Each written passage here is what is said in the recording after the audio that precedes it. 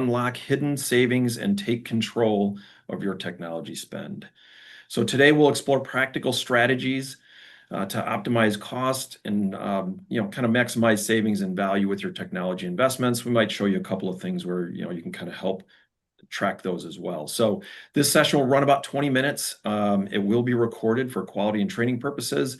You can revisit it later. We do post these on our website, so it'll be up there for later use. So for any questions during the webinar, please use the Q&A box below, and then we'll address them at the end of the session.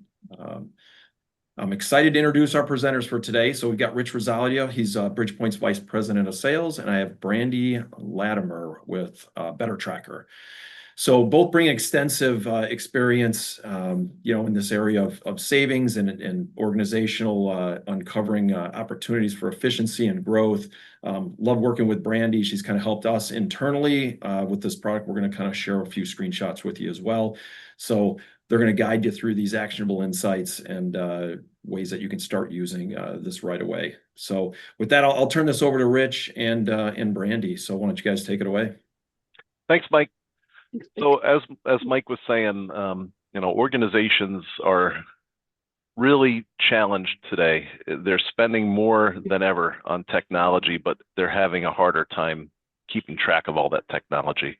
There's a lot of our customers that we work with end up having overlapping or duplicate applications. When we first start working with them, that's one of the things we look at, and we find immediate cost savings because they're subscribing to things that they're not even using or that they don't even need.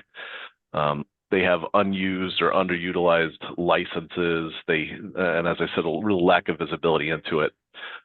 Brandy, her organization actually specializes in helping companies keep track of those types of things and helping them reduce spending and be just better stewards of and more disciplined at cost control. So Brandy, I'm going to turn this over to you a little bit here on this slide just to talk about kind of the landscape and what you're seeing out in the industry. Yeah, definitely. So when I've been working with customers, the first thing we typically do is ask, do you currently know all of your subscriptions you are paying within your business? They're going to say no. Well, either say yes or no.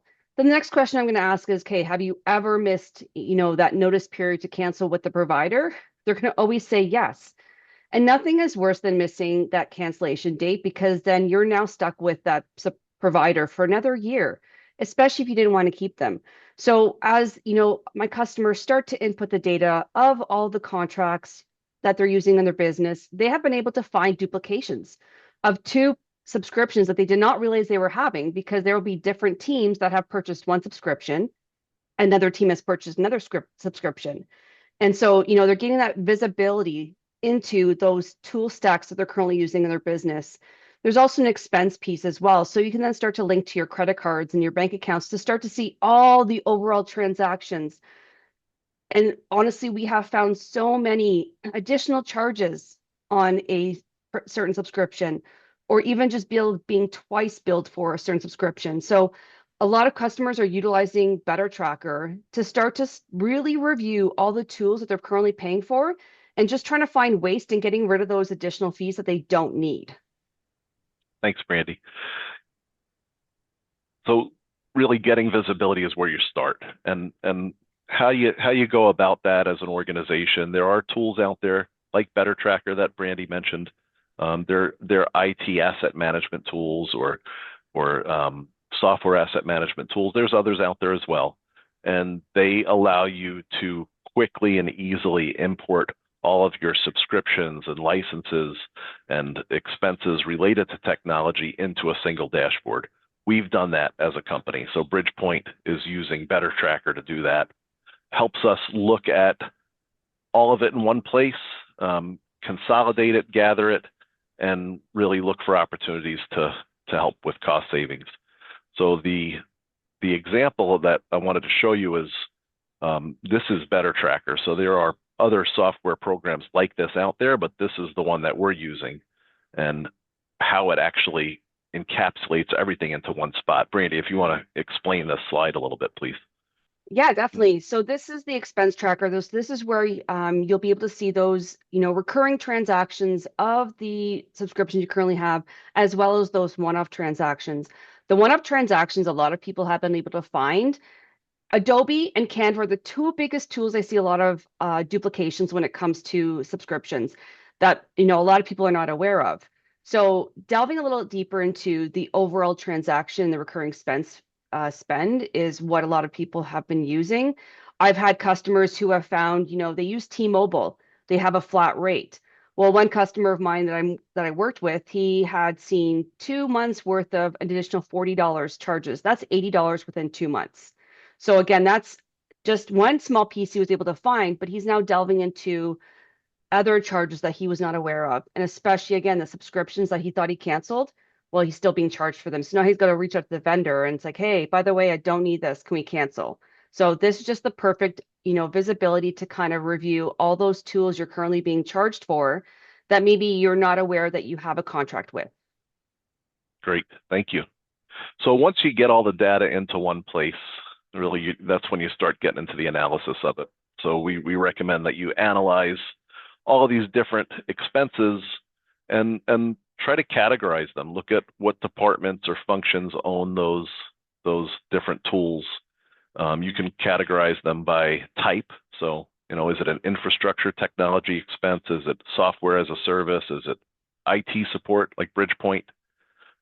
Then start looking at how are they being utilized. So this is where you might identify things that you're paying for that you really don't need. Are there redundant tools? Are you getting in return on the investment that you're paying for that subscription, but what are you getting out of it? You could also look at the versions. So some of these tools that you have might offer premium or advanced plan upgrades that you signed up for, but you're not really using those premium or advanced features. So maybe you can back down to one of the more basic subscriptions in those cases. Looking at benchmarks for not just your industry, but as a whole, how do other companies like yours manage this and how much are they spending? We can help with that because being an IT managed services provider, we have visibility into other companies in your industry or outside of your industry. We know what they're spending on their technology tools and can confidentially share some of that information with you. If you're unable to do an industry benchmark on your own, you could always use AI for that as well. So just try, asking ChatGPT or Grok or one of the other AI tools, what's the average technology spend for a CRM in my industry, and see what you get, and it'll give you averages there. The goal is to figure out how you're going to optimize and hopefully reduce these expenses. So license optimization is something that we definitely have found opportunities for with our customers. It's amazing how many times when we sign up a new client, they have 10, 20% more Microsoft licenses than they're actually using. And they're just paying for it every month because it's on a subscription. They don't even think about it. So we look for opportunities to either cancel unused licenses or possibly reassign those licenses to new employees as they're joining the organization. We look at the renewals and help our customers figure that out, but that's something we recommend you do, is really dig into what type of renewal plan are you signed up for? Is there a way to back off of an auto renewal and have it where you can renegotiate the terms every year and potentially get a better price? We talked about rationalizing the applications and the tools that you have and making sure that there really is a business case for it. And then last but not least is the cloud cost management. This kind of gets into data storage a little bit, because we have seen clients where we sign up a new client and they have all of a sudden, a very, very large cloud storage backup contract that they signed up for somewhere else. And we start to dig into that and realize you don't need to back up all of this data. Some of this can be archived. Some of it are things that can just be deleted altogether, and try to get that cost down. So the cloud is great. It's secure. It's convenient. It's efficient. But once you start storing data there, you tend to forget how much data is there, and you're paying a backup fee for that or a storage fee for it. And that, of course, grows with the more storage you have.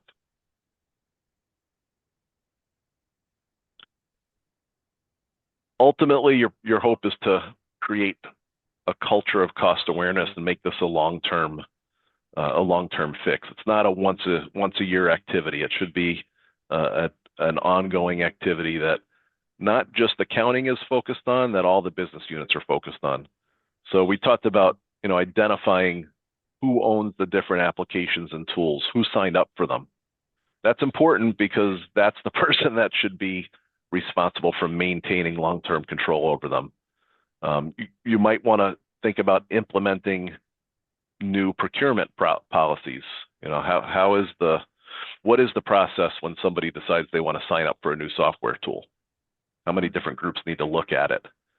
Is it something that you need to talk about in a leadership meeting and really come to a conclusion, or are people allowed to just go sign up for things on their own? That term we hear, shadow IT, it's kind of what that applies to. So there's all these people signing up for tools and subscriptions, and nobody knows. I had someone at our company who signed up for their own personal Zoom subscription. They didn't need that.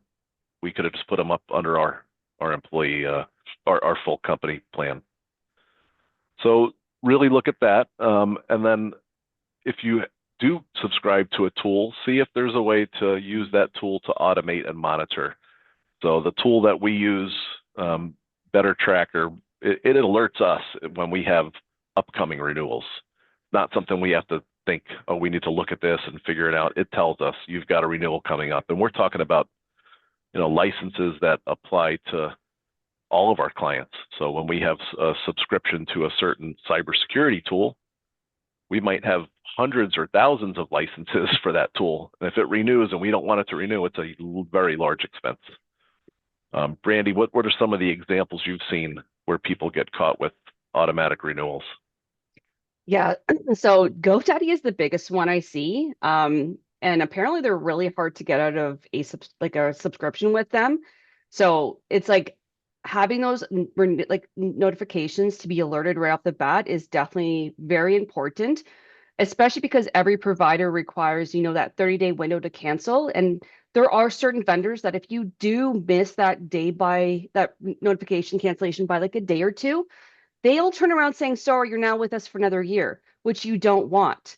So the nice thing is with the notifications is you can add multiple people, multiple users, distribution groups. So this way it's not relied on just one person. People change within companies, maybe somebody's on vacation. So if somebody's on vacation and they're the ones who are responsible for that to kind of look at that renewal, well, if they miss it, they're kind of like a little bit SOL. So really it's getting as many people on those notifications is what's going to help the businesses to make sure they don't keep a provider or SaaS subscription that they don't want. So that's what I always see is making sure that you add as many users to those notifications. And don't use, your calendar invites. Those don't work. People get busy with calendar invites. They miss them. So, this is where I always, say get the alerts set up. So this way you never miss something. Yep. Yeah. Those asset management tools are great, and they have saved us a lot of money on our end. Yeah, and Rich, I can speak firsthand on that going back. So like we had Mitel, and you want to talk about auto renewing. We missed it by like 3 days because staff changed at Mitel. We couldn't get in contact. We were like about a day or two late, and they renewed for 3 years. So that was a painful one.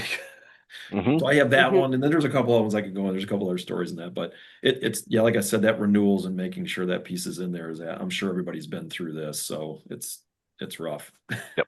Yep. Consequently, we're talking about this from a business standpoint and how you can better manage your business and your business expenses. You can also look at this for your personal expenses. I literally just this morning got an email telling me that my personal Microsoft subscription was about to renew, and I'm thinking, I don't know when the last time I used my personal laptop had to use a Microsoft tool on it. It's probably been 4 or 5 years, so I'm going to cancel it. But it's set up on my credit card. It auto renews every year, and here it comes. So I'm glad I got that email and actually read it.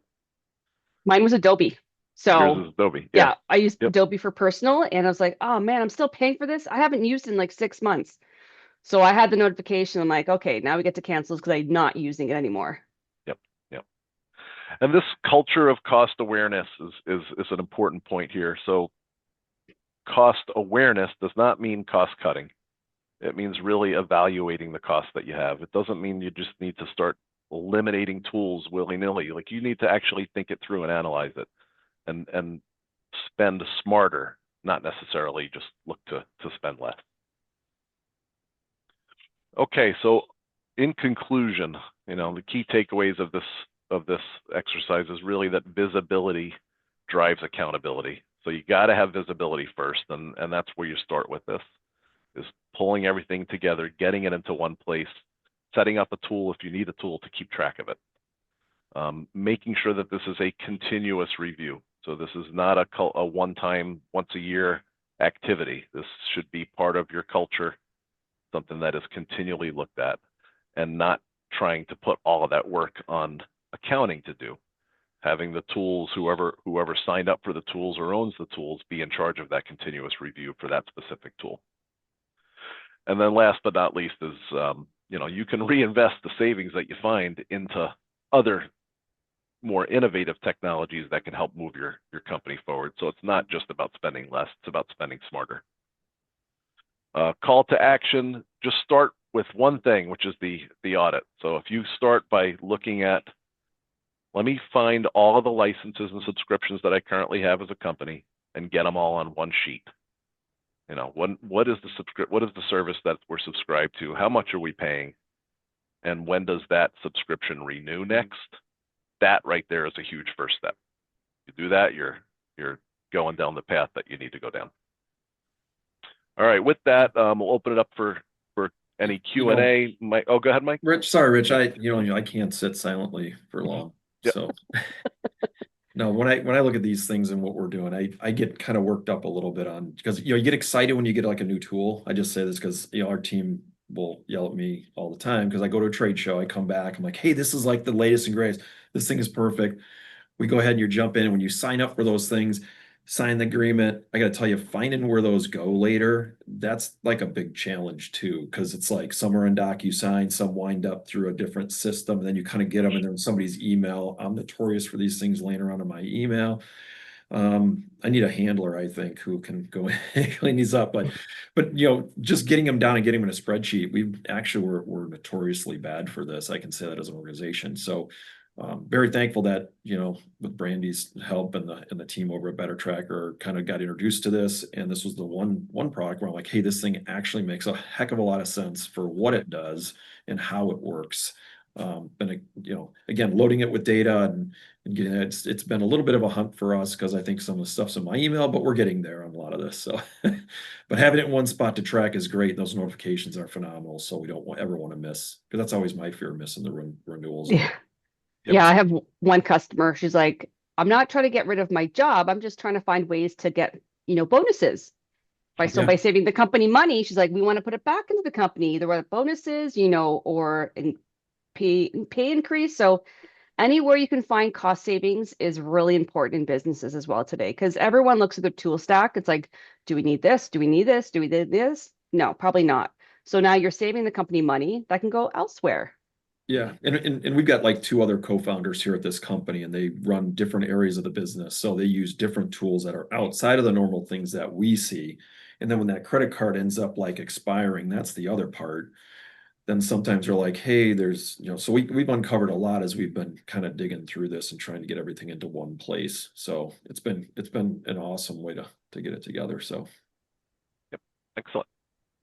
All right, are there any questions from the attendees? I don't know who's been looking at the Q&A, Mike. Was that I've been keeping an eye on it. There was only one about audio, but I think we were good there. Okay. Someone lost audio, but back on. Other than that, I don't have any questions in the queue at this point. So okay. Well, we'll wrap up then, and if you are interested in learning about how BridgePoint can help you with what we've spoken about today, or of course any other technology strategy, cybersecurity, or just IT help desk support, please reach out to us. You can scan the QR code right on your screen to book a 15-minute discovery call. You can also reach out to us at mybridgepoint.com. If you go to that website, you'll find a link where you can click that link and fill out a request for us to contact you. Okay, with that, thank you for your time, and everybody have a wonderful Thanksgiving next week. Thanks for joining our webinar. Bye. Thanks, everyone. Thanks, everybody.